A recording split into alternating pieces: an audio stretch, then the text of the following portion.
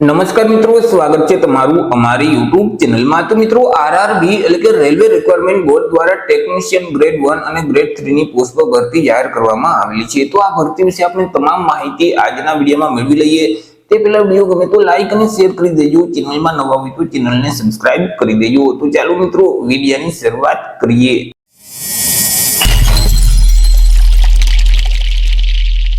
તો મિત્રો, આજે ભરતીનું નોટિફિકેશન છે તે આરઆરબી એટલે કે રેલવે રિક્વાયરમેન્ટ બોર્ડ દ્વારા જાહેર કરવામાં આવેલું છે। આરઆરબી દ્વારા ટેકનિશિયનની પોસ્ટ પર ભરતી બહાર પાડવામાં આવેલી છે। તો સૌથી પહેલા વાત કરી લેશું કંઈક અગત્યની તારીખ વિશે।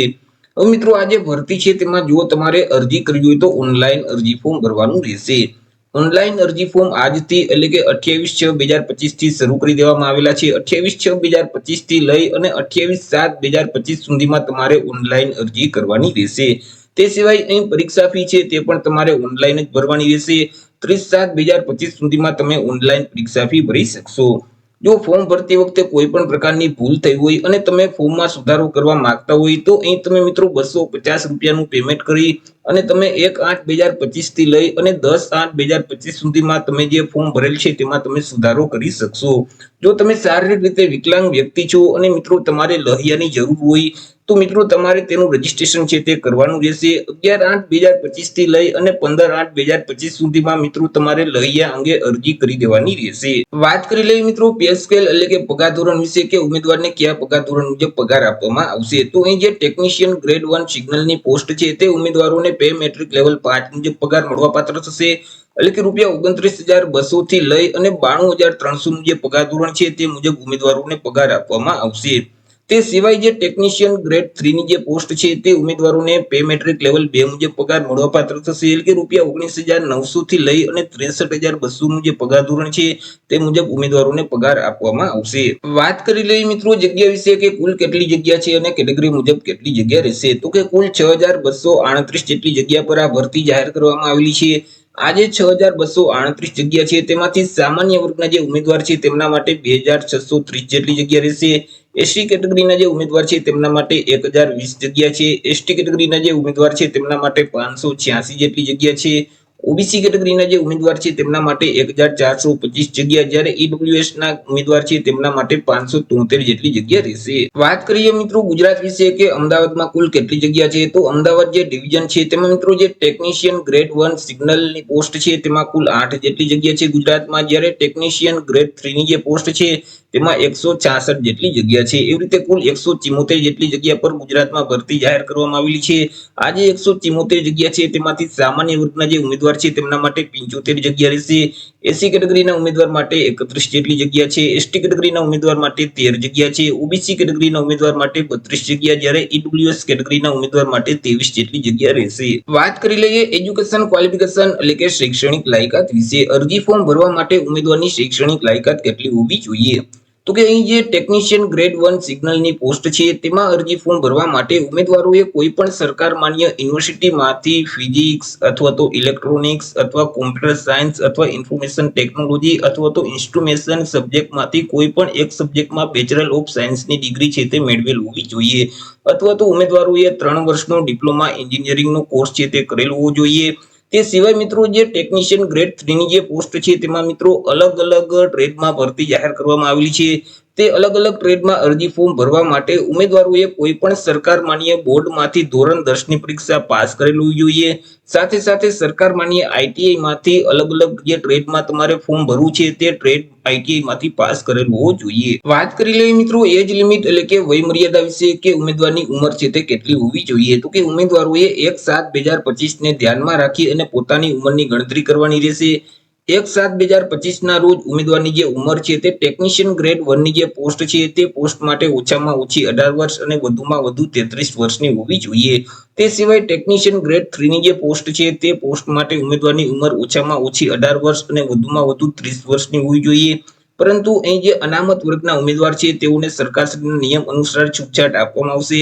જેમ કે એસસી અને એસટી કેટેગરીના જે ઉમેદવાર છે તેઓને 5 વર્ષની છૂટછાટ મળવાપાત્ર થશે। ઓબીસી કેટેગરીના જે ઉમેદવાર છે તેઓને 3 વર્ષની છૂટછાટ આપવામાં આવશે। માજી સૈનિક છે તો તેઓએ જે સંરક્ષણ સેવા બજાવેલ છે તે ઉપરાંત 3 વર્ષની છૂટછાટ મળવાપાત્ર થશે।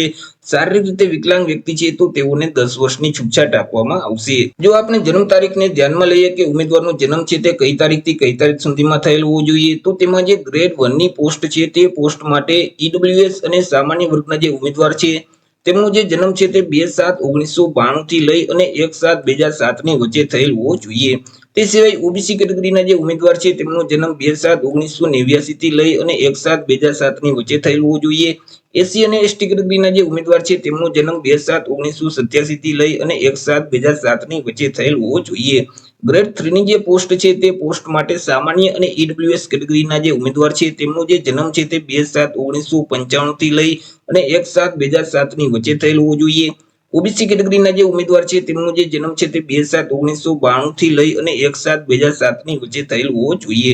જ્યારે એસસી અને એસટી કેટેગરીના જે ઉમેદવાર છે તેમનો જે જન્મ છે તે 2/7/1990 થી લઈ અને 1/7/2007 ની વચ્ચે થયેલ હોવો જોઈએ। વાત કરી લઈએ મિત્રો પરીક્ષા ફી વિશે કે કયા ઉમેદવારોએ કેટલી પરીક્ષા ફી ભરવાની રહેશે। તો અહીં મિત્રો જે અનામત વર્ગના જે ઉમેદવાર છે જેમ કે મિત્રો એસસી કેટેગરીના ઉમેદવાર છે, એસટી કેટેગરીના ઉમેદવાર છે, માજી સૈનિક છે, હેન્ડીકેપ ઉમેદવાર છે, તમામ કેટેગરીની મહિલા ઉમેદવાર છે, ટ્રાન્સજેન્ડર ઉમેદવાર છે, માઇનોરિટી કેટેગરીના ઉમેદવાર છે, ઈબીસી એટલે કે ઇકોનોમિકલ બેકવર્ડ ક્લાસના ઉમેદવાર છે કે જેમાં ઓબીસી કે ઈડબ્લ્યુએસ નો સમાવેશ કરવામાં આવતો નથી, તો આ તમામ ઉમેદવારોએ પરીક્ષા ફી તરીકે ₹250 ભરવાના રહેશે। પરંતુ તમે પરીક્ષામાં હાજર રહેશો તો તેવા સંજોગોમાં તમે જે પરીક્ષા ફી ભરેલ છે ₹250 તે તમને પરત કરી દેવામાં આવશે। તે સિવાય બાકી જે મિત્રો સામાન્ય વર્ગ, ઈડબ્લ્યુએસ અને ઓબીસી કેટેગરીના જે પુરુષ ઉમેદવાર છે તેઓએ અરજી ફી તરીકે ₹500 ભરવાના રહેશે। પરંતુ ત્યારે મિત્રો તમે જો પરીક્ષામાં હાજર રહેશો તો તેવા સંજોગોમાં તમે જે ₹500 ફી ભરેલ છે તેમાંથી ₹400 ફી તમને પરત કરી દેવામાં આવશે। એ મિત્રો પરીક્ષા ફી છે તે તમારે ઓનલાઈન જ ભરવાની રહેશે। તમે net banking, credit card, debit card અથવા તો યુપીઆઈ ના માધ્યમથી ઓનલાઈન પરીક્ષા ફી ભરી શકશો। મિત્રો અહીં અરજી ફોર્મ ભરતી વખતે તમારે ફોટોગ્રાફ અપલોડ કરવાનો રહેશે। કેવો ફોટો અપલોડ કરવાનો રહેશે તો કે મિત્રો અહીં લાઈવ ફોટો છે તે તમારે અપલોડ કરવાનો રહેશે। અગાઉથી જે પાસપોર્ટ સાઇઝનો ફોટોગ્રાફ પાડેલ છે તેને સ્કેન કરી અને તમારે અપલોડ કરવાનો રહેતો નથી, તમારે મિત્રો લાઈવ ફોટો છે તે અપલોડ કરવાનો રહેશે। અને મિત્રો સફેદ કલર સિવાય બાકી કોઈ પણ કલરના કપડાં પહેરી અને તમારે લાઈવ ફોટો છે તે અહીં અપલોડ કરવાનો રહેશે। તે સિવાય અહીં સિગ્નેચર છે તે પણ તમારે અપલોડ કરવાની રહેશે। જેપીજી અથવા તો જેપીઈજી ફોર્મેટ બનાવી અને મિત્રો તમારે સિગ્નેચર અપલોડ કરી દેવાની રહેશે। જો તમે એસસી અથવા તો એસટી કેટેગરીમાં આવતા હશો તો મિત્રો અહીં પરીક્ષા માટે તમને ફ્રીમાં રેલવે પાસ છે તે આપવામાં આવશે। જો તમારે ફ્રીમાં રેલવે પાસ મેળવવો હોય તો ત્યારે મિત્રો તમારે જે એસસી અથવા તો એસટી કેટેગરીનું જે સર્ટિફિકેટ છે તે સર્ટિફિકેટ પણ તમારે પીડીએફ ફોર્મેટમાં અપલોડ કરવાનું રહેશે। સિલેક્શન પ્રોસેસ વિશે વાત કરીએ તો કે ઉમેદવારનું સિલેક્શન છે તેમાં સૌથી પહેલા તો તમામ ઉમેદવારની એક કોમ્પ્યુટર બેઝ પરીક્ષા લેવામાં આવશે, લેખિત પરીક્ષા કે જે ઓબ્જેક્ટિવ પ્રકારની રહેશે એટલે કે તેમાં એમસીક્યુ પ્રકારના પ્રશ્ન પૂછવામાં આવશે। ત્યાર પછી ડોક્યુમેન્ટ વેરિફિકેશન કરવામાં આવશે અને અંતે મેડિકલ એક્ઝામ આપવાની રહેશે। તો મિત્રો અહીં જે સીબીટી છે કે કોમ્પ્યુટર બેઝ એક્ઝામ છે તેમાં મિત્રો કુલ 100 એમસીક્યુ પ્રકારના પ્રશ્ન પૂછવામાં આવશે। એક પ્રશ્નનો 1 માર્ક એટલે 100 માર્કનું પેપર રહેશે અને પેપર લખવા માટે તમને 90 મિનિટનો સમયગાળો છે તે આપવામાં આવશે। આ જે પરીક્ષા છે તેમાં માઇનસ પદ્ધતિ લાગુ પડશે। જો તમે પ્રશ્નનો જવાબ ખોટો ટીક કરશો તો 1/3 માર્ક માઇનસ કરી દેવામાં આવશે। કે જેમાં મિત્રો ગ્રેડ 1 ની જે પોસ્ટ છે તેમાં જીકે સંબંધિત કુલ 10 પ્રશ્ન પૂછવામાં આવશે। ત્યાર પછી રીઝનિંગ પ્રકારના જે દાખલાઓ છે તેવા 15 દાખલાઓ પૂછવામાં આવશે। કોમ્પ્યુટર સંબંધિત 20 પ્રશ્ન પૂછવામાં આવશે। ગણિતમાંથી 20 દાખલાઓ પૂછવામાં આવશે। ત્યાર પછી બેઝિક સાયન્સ એટલે કે મિત્રો અહીં સામાન્ય વિજ્ઞાન છે અને એન્જિનિયરિંગને લગતા જે પ્રશ્ન છે તેવા 35 પ્રશ્ન પૂછવામાં આવશે। આવી રીતે જે ટેકનિશિયન ગ્રેડ 1 ની જે પોસ્ટ છે તેમાં કુલ 100 એમસીક્યુ પ્રકારના પ્રશ્ન પૂછવામાં આવશે। એક પ્રશ્નનો 1 માર્ક એટલે 100 માર્કનું પેપર રહેશે। તે સિવાય ગ્રેડ 3 ની જે પોસ્ટ છે તેમાં મિત્રો ગણિતના 25 દાખલાઓ પૂછવામાં આવશે, રીઝનિંગના પણ 25 દાખલા રહેશે। સામાન્ય વિજ્ઞાનને લગતા જે પ્રશ્ન છે તેવા 40 પ્રશ્ન પૂછવામાં આવશે અને મિત્રો અહીં જે જીકે છે તેના 10 પ્રશ્ન પૂછવામાં આવશે। આવી રીતે કુલ 100 એમસીક્યુ પ્રકારના પ્રશ્ન પૂછવામાં આવશે। અહીં પણ એક પ્રશ્નનો 1 માર્ક એટલે 100 માર્કનું પેપર રહેશે। તો આવી રીતે મિત્રો રેલવે વિભાગ દ્વારા ટેકનિશિયન ગ્રેડ 1 અને ગ્રેડ 3 ની પોસ્ટ પર ભરતી જાહેર કરવામાં આવેલી છે। તો આશા રાખું છું વિડીયો પસંદ પડ્યો હશે। વિડીયો પસંદ પડ્યો હોય તો લાઈક અને શેર કરી દેજો। ચેનલમાં નવા હોય તો ચેનલને સબસ્ક્રાઇબ કરી દેજો। ફરી મળીશું એક નવા ટોપિક સાથે એક નવા જ વિડીયોમાં। ત્યાર સુધી જય હિન્દ, વંદે માતરમ।